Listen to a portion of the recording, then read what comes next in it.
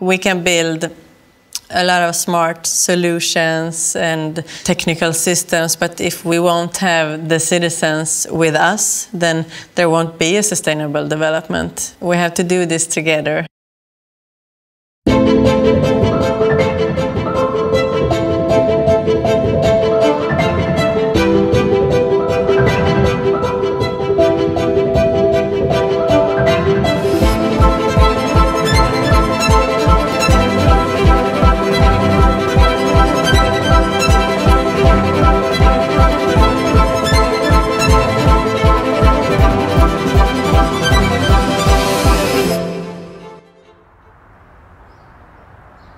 Hyllie is a city district within the municipality of Malmö. It's built on a greenfield area and it's still being developed. It's new, so there were more or less nothing there before. My name is Pera Berner. I work for E.ON as a project manager within our Sustainable City program, and one of them is Hyllie.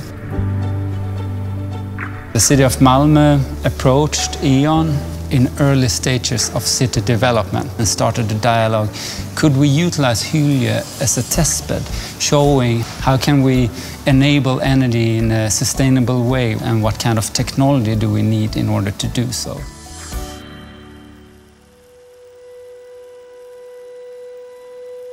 I think about 20 years ago, Malmö, it was empty and it was grey. Nobody wanted to live in Malmö. Malmö was a very post-industrial place. Nothing much was happening and it was kind of depressive. The change in Malmö started with the bridge. And a lot of big projects started. Öresundsbron, the bridge to Denmark, turning torso. The city district Hyllie is also part of that. Ja, min man var född på Hyllie, uppvuxen på Hyllie skola. Och då var det rena vischan. Sen har det varit en väldigt stor positiv utveckling. Det har byggts mycket runt omkring, överallt. Det är fantastiskt bara för allt som har hänt. Så det ska bli kul att följa hur det fortsätter utvecklas. Something has changed and now people talk about Malmö in a positive sense.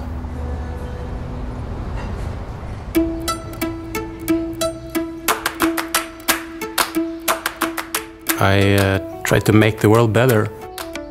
I was a sustainability coordinator for the city of Malmö, and they have been very clear with their vision. We want a sustainable city. One part was to make sure that Hyllie is supplied with renewable or recycled energy. And the problem with that is that renewable energy in many cases are weather dependent. So we can't really steer when the wind is blowing or when the sun is shining. And then it becomes much more relevant to see how can we store energy and also how can we find flexibility within the infrastructure that we are developing to cope with these variations. Hyllie is a futuristic energy-efficient city already in use today. Energy for Hyllie is produced from solar energy, harvested from the sun. Biogas, digested from organic waste or sludge. Waste energy, distributed by district heating and captured from incinerated waste that would otherwise be thrown away. Hyllie's buildings can store energy within their structure and produce heat and power. All the buildings are interconnected by a smart power grid called the ectocloud. We have almost 400 buildings connected, so we are learning a lot, and this is now being scaled all over the city of Malmö. It's like a giant super brain that understands the energy use across every building in Hyllie and will redirect the flow of resources where and when needed. It can even foresee events, taking into account things like weather forecasts.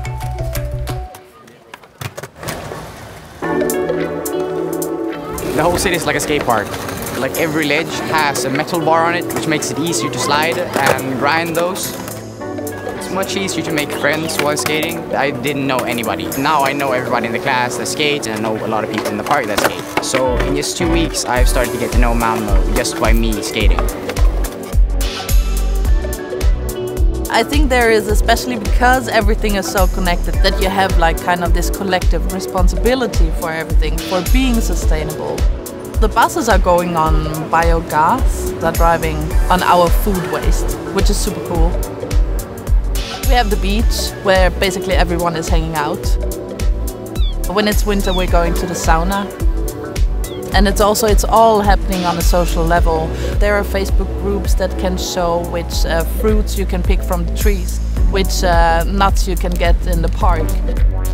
Lots of chefs are foraging. They're going into the woods themselves, picking stuff and putting it on the menu.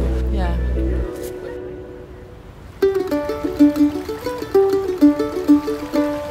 From a Scandinavian or a Swedish perspective, I think sustainability has been quite high up on the agenda.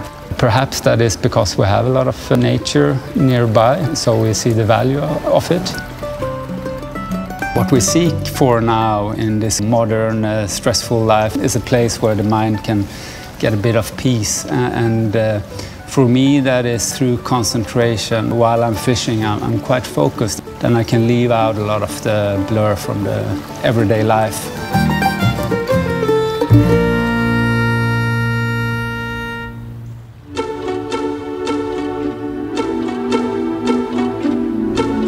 When you ask people what do you really want or like, then they want something sustainable. I think that people want to do the right thing. But if you don't know exactly what is the right thing, then it's really hard to do it. But it's hard because I might rather go on a vacation than pay for something good in about 20 years. So if I know that if I buy one pair of jeans secondhand, that will actually save 10,000 liters of water. That gives us some reasons to make choices in our everyday lives. We cannot change the world today, but if everyone is doing their part, we can make great changes. And it's like amazing the power we have together.